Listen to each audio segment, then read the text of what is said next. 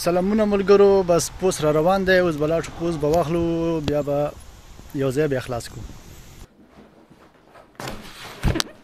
ملګرو دام شول کتابونه د اوس د سیره ورسېدل. اوس به په ګډه خلاص کړو چې کوم کتابونه پکې دي. راځئ تر پایه راسره پاتې شئ.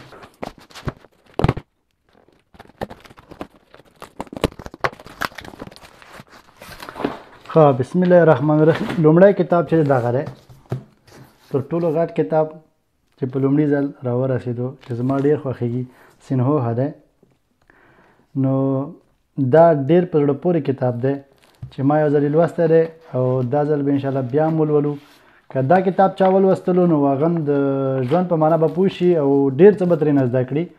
نو دا واقعا چې ډېر غټ کتاب هم دی، حوصله هم غواړي، خو یو رښتینی لوستونکي ته اړتیا لري چې باید ویې لولي. او په بله برخه کې تور ارواپوهنه دی چې بیا راورسېدلو. خبرې وکړه چې ګټونکی شي او داسې تور ارواپوهنه بیا ورسره دی. او دغه کتاب چې تر ټولو ډېر ډېر ډېر ډېر ډېر ډېر ملګري غوښتنه کوي، همیشه همدې ته میسیج کوي دا کتاب څه وخت راځي، دا کتاب څه وخت راځي. دا چې دا کتابونه راورسېدل د قدرت الصالح قوانین، همداسې ته اقدام وکړه چې ملګرو غوښتی و وخت نه، او همداسې ته تلپاتې ملت ښایسته کتاب به وي انشاءالله چې دوه ټوکه دی. او همداسې ته قرآني پیغامونه چې ښایسته اسلامي کتاب دی.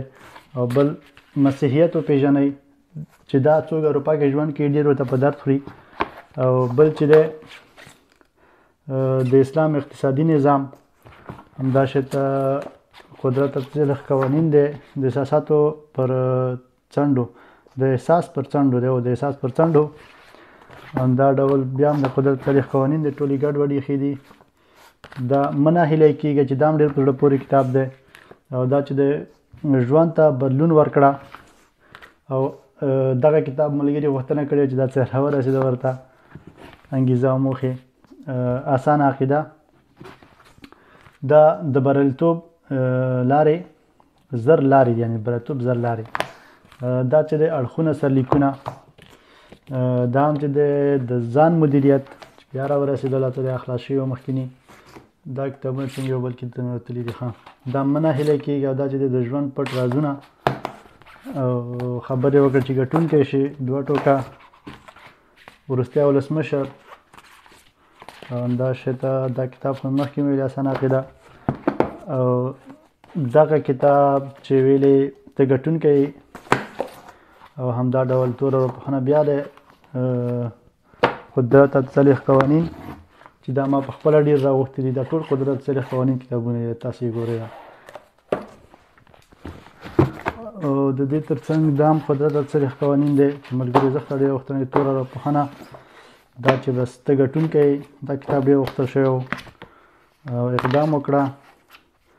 ادیان او مذهب، دا هم ډېر په زړه پورې کتاب دی. هغوی چې په یوروپ هر هېواد کې ژوند کوي، چې بیرون دي د خپل هېواد نه، د بریالیتوب زر لارې بل دی، وخت لکه سره زر. بیا هم هغه دا ارزښت ډېر دی چې ډېر غوښتل شوی و همدې لپاره. او دا چې دی دوه کتابونه، دا چې دي اذکار او دعاګانې، د ځان مدیریت ډېر راوړی دی. چې په اخر کې دغه کتابونه بیا دي د ابوبکر صدیق رضی الله عنه او ته ګټونکی. دغه کتابونه ټول ته راورسېدل. اوس نور ستاسو خپل زړه چې څه رقم ته مو زړه وي، ما ته میسیج وکړئ زر تر زره، ځکه چې که چېرې زر میسیج ونه کړئ، کیدای شي دا کتابونه درنه خلاص شي، بیا به بېرته به په تمه پاتې کېږي، یو میاشت یو نیم میاشت بعد بیا نور کتابونه راځي.